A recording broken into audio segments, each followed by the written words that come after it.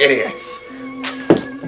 My dear viewers, you're here for episode 2 of Mugal's Reviews, a web series focused on giving you the most brilliant video essays on Godzilla, the whole Godzilla franchise. Now, why was I just whipping people right there? Don't worry, it isn't one of those videos. You see, some of my fellow black hole planetary aliens are being just disobedient and not doing the things I told them to. So I had to whip them and send them to the execution chamber.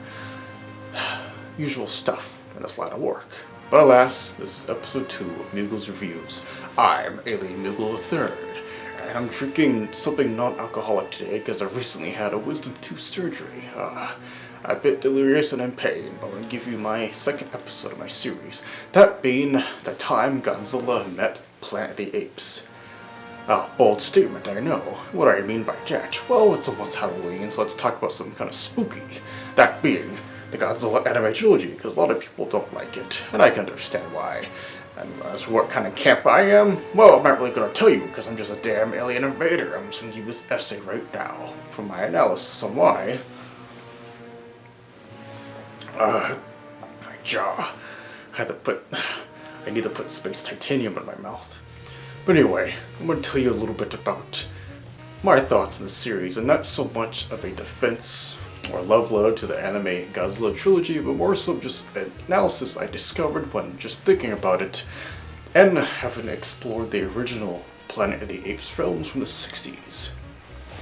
Yes, I'm a bit battle damaged today of my design, my tinfoil hat, but that's where I get my brilliant ideas. So, as an alien invader myself, I do think the trilogy does a good job at least bringing aliens back to Godzilla franchise, that other force. A different way of showing the human experience for different forces trying to solve this one problem. Kind of like on Planet of the Apes, it's always a big battle between humans and apes. But the big correlation here today is that the Godzilla anime trilogy and the 1960s Planet of the Apes movies, at least the original 2 Planet of the Apes movies, they all deal with some sort of nihilism, the cynicism towards the humans. That applies to the Godzilla anime trilogy. After all, as you can see, this trilogy is known for being rather dark, brooding, or just overall have a really bad outlook on humanity as a whole. After all, it's a story about a space apocalypse where you go back to Earth and it turns out you're not in control. And what do you know? The first entry in this Godzilla anime trilogy is called Godzilla Planet of the Monsters. Then you have, well, Planet of the Apes. So mainly when talking about the original Planet of the Apes and its direct sequel beneath the Planet of the Apes, there's a lot of connections I found with the Godzilla anime trilogy. First of all, different opposing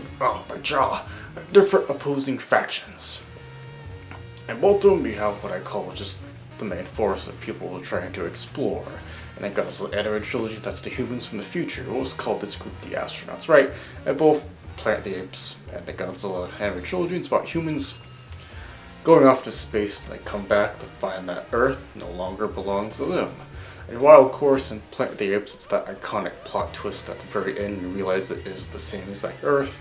But in the Godzilla trilogy and Planet of the Monsters, they deliberately went back to try and really stop Godzilla. So that's a difference, but same idea. Get back to Earth, you're not in control anymore. And notably, there's also this idea of these more philosophical take on the human experience. The Godzilla anime trilogy of the 2 alien factions, the Exif, and then my personal favorite of the 2 in the Saludo, because they look like they're inspired by me, Alien Mugal, and they love Godzilla. And they have a devotion to a special space metal. What's not to love? Steal your resolve, bitch. And then you have this sort of dilemma of the Exif and Saludo really coming head to head. Ultimately, Saludo sadly get taken out in the sequel, sitting at your battle, then the Exif, the main antagonist, with Ghidorah and Planet Eater. But the big connection here is that whether it's this anime trilogy or Planet of the Apes, you have multiple factions. You have the astronauts, you have the main opposing force, which in this case for the anime trilogy, besides Godzilla himself, you have the 2 alien races, and then you have a 4th faction that I'm gonna call just what's left of humanity. They're Planet of the Apes, it's Nova and her whole human tribe, right? There's a bunch of them out there on Earth, but that's the one we see in that original series of films. The humans are left over and they can't speak anymore. They've kind of gone a bit, for lack of a better word, just, more of a caveman kind of aesthetic. And then, as you can see,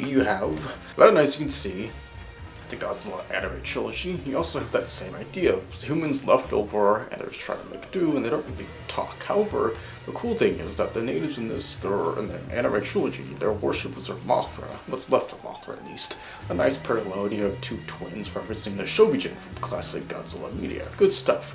However, they also have the psychic powers. You contribute to the Shobijin, the people of Ifid Island and Mothra's, lore. However, the cool thing with the psychic powers, it kind of ties into Planet of the Apes. You have this other faction, right? You have native humans, then you have mutant humans, which mutant humans aren't really talked a lot about by Planet of the Apes fans these days, which makes sense since you have the whole new era of the CGI films and there's no mutant humans yet, at least. Maybe in the sequel of Kingdom will be. But the idea is that you have mutant humans that have psychic powers, and they're kind of a mix of what you see in the anime trilogy for the human natives, and they have their own psychic powers. But I will say that the mutants and beneath the Planet of the Apes have more in common with the Exif that we see as the alien race, that more about religion, as they worship a deity, this insane technology. Got those green crystals and they can call King Ghidorah eventually. And you see that with beneath the Planet of the Apes, with the leftovers of the mutant humans have psychic powers, they wear a weird mask to hide their disfiguration, and then they worship in a very, powerful version of the atomic bomb. So, and both films talk about the devastation of humanity, of nuclear warfare, and how far we go, and how humans can just ultimately be a just relentless, savage force of destruction if we're not put in our place. Which is why you have the apes and you have Godzilla all representing some kind of other part of nature that can easily take over. But then you have zealous humans, whether it be the Exif aliens led by Mephiles, or the mutant humans in Beneath the Planet of the Apes, led by Mendez and the other main group of counselors, the leaders. And of course with the astronauts you have Taylor, who's trying to just, trying not to flip out, he's really losing his mind because Taylor in Planet of the Apes goes from being an arrogant kind of douchebag. Then the second you hear the horns blaring and the apes ride on the horses and they just treat Taylor like he's nothing, it's a really eye-opening scene. He finally gets what's coming to him. That arrogance of humanity that permeates the whole premise of Planet of the Apes and of time on Earth. Then the Godzilla anime trilogy of Haruo, who lost his parents to Godzilla, and of course he has the, kind of a misaligned trope for some fans of somebody wanting revenge against Godzilla, but I will say one of the strengths of this trilogy, it does it quite well. Because by the end of it, sure, he still doesn't like Godzilla, but he does it in more of a, I have to do this for the whole of humanity, not just myself. And sure, I guess the whole time he was wanting to just get rid of Godzilla because he wants humanity to reclaim the Earth, but by the time the planet either rolls its credits and he decides to make that last sacrifice with the nanometal and trying to keep both Mechagodzilla and King Ghidorah from returning, it makes sense. It's kind of reverses as a sacrifice. If you look at it a certain way, kind of different twist in the old idea of somebody sacrificing themselves in a Showa Godzilla movie. So it's nice to see that trope kind of brought back to life here. And nonetheless, I think ultimately, with Planet of the Apes, Beneath the Planet of the Apes, then Godzilla, Planet of the Monsters, City Ninja Battle, and Planet Eater, they all talk about religion and science and warfare and humans' relationship to nature in pretty compelling ways. Sure, for instance, Beneath the Planet of the Apes is very nihilistic, as less of a gut punch of an ending as Planet of the Apes and more of a, oh shit, the planet just blew up ending, which is really dark. And of course, in the anime trilogy at least, there is some hope for humanity and coexisting with the monsters or just Godzilla. And now I think about it, how the hell did Godzilla really terraform the Earth? We all know about his G cells from past films, but how did Godzilla really get his DNA everywhere? You know what I mean? What did he do? Come on, Big G. You already had a really happy Friday night or something? Regardless, anime trilogy is one of missed opportunities, but for what we got, I do think the actual philosophical debates, while the characters can be a bit dull sometimes, its high moments are still really good stuff. And just like the original Planet of the Apes, there may not be a lot of action, but it's more about the debates, the old classic sci-fi, right? I mean, even though the first Planet of the Apes was adapted from a novel, the screenplay and the writer for the film had a good helping hand because they had, well, Rod Serling in there from the Twilight Zone. So you do get that feeling, and it makes the ending really just gravitate towards then in the sequel, bit of a different team beneath, but still a gut punch of an ending that kind of shows how humanity is just might be screwed. So these two different nihilistic takes on sci-fi about humanity returning to Earth. You have a core cast of characters, different factions that do connect between these series, and they kind of show an idea of evaluating humanity and the pros and cons of the way we act right now. And I do like that both of them do go back to the atomic bomb. Even the Godzilla anime trilogy ties in the atomic bomb by its third film. However, I still think the standout of both of them, right, is different. Like, for instance, we have Exif Mephiles, he's like the cult leader. Some ways could be parallel to Dr. Zaius from Planet of the Apes and Beneath the Planet of the Apes. While he's not a cult leader in that, he is part of the main government council, the orangutans that help run the society, the politicians, and Zaius is hell-bent on making sure that Taylor and none of the apes know about that the humans were first on this planet. It's interesting. Of course, you get the iconic line of Dr. Zaius telling the other apes that stop, let him go. He's going to find his destiny when talking about Taylor. And I think that above all, when you go to the anime trilogy of Mugal, I'm pretty sure they made Mugal based off of me, yours truly, Alien Mugal. And he's a guy who just loves Mechagodzilla. I mean, who doesn't, huh? We got Mechagodzilla right here. Yeah, he's up there, yeah. Bunch of Mechagodzilla goodies. And I want to say that I also believe that, so you have Mugal representing a general force, very aggressive force, while Mephiles represents a more spiritual, philosophical side of things. I mean, they're both philosophical, but one is more about control and the other was about human aggression. Then, likewise, you have Dr. Zaius, that's also kind of similar to that role of a figurehead, wanting things to be believed a certain way, has a way of his words. Then you have General Ursus, who, as a space ape myself, I really like General Ursus. Him and Mugal from Billis Ludo, they have something in common. They're a more aggressive force. My jaw in so much pain. That's what happens when you're a goddamn badass. You push through it. Now, regardless of all the characters I talked about today, right? You have characters like Nova and the twins of the humans living on Earth, kind of representing there. They don't really talk, but they represent kind of an innocence of nature and Earth itself. Then you have figureheads like Dr. Zaius and Mephiles that are wanting to be more in control and having a way of their words. Then you have the aggressive forces that represent military might, with Mugal and Belasudo and General Ursus and the main ape army.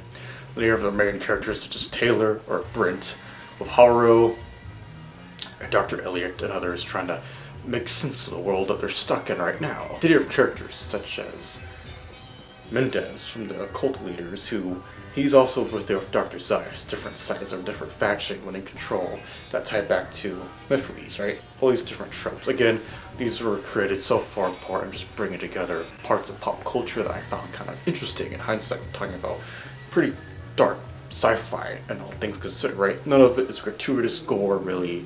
There are violent scenes in both of these IPs I'm talking about, but it's more so about the big picture, right? This existential, overwhelming threat and how we make sense of it. It's just more so about the conflicts of the human experience, which still permeates throughout both franchises to this day. So with all that in mind, whether it's the Big G himself or the apes themselves kind of being about nature taking over, then you have the fall of humanity, and humanity just being a real clusterfuck over time.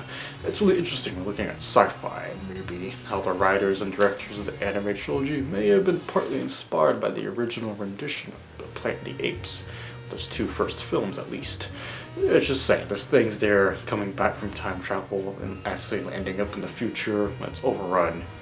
A religious cult, overrun with government force, political figureheads, people left on Earth that are trying to make do what they have. It's all there. It's kind of interesting in hindsight. But let me know in the comments what you think, right? I want to hear your thoughts. This isn't about whether, about trying to save grace for the anime trilogy or even just anything like that. I just want to hear your thoughts in the comments below. Let me know what you think about this analysis, and be sure to check out my first episode of Mugal's Reviews and my crossover episode I had with Alien Magma Boulder, another host on this channel, but he mostly does Ultraman. tokusatsu media. So, without further ado, I've been Alien Mugal III. Thank you so much for watching. Hopefully I feel better the next one, because the next episode I'm going to talk about the beauty of Shin Godzilla. Oh yeah, look at that. Typical thumbnail, huh? Remember,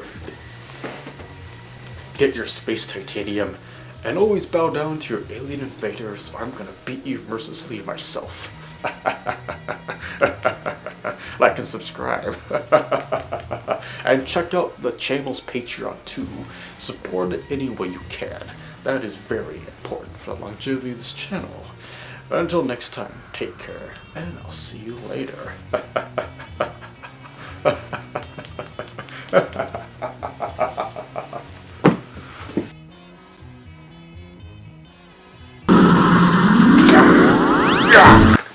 Yeah.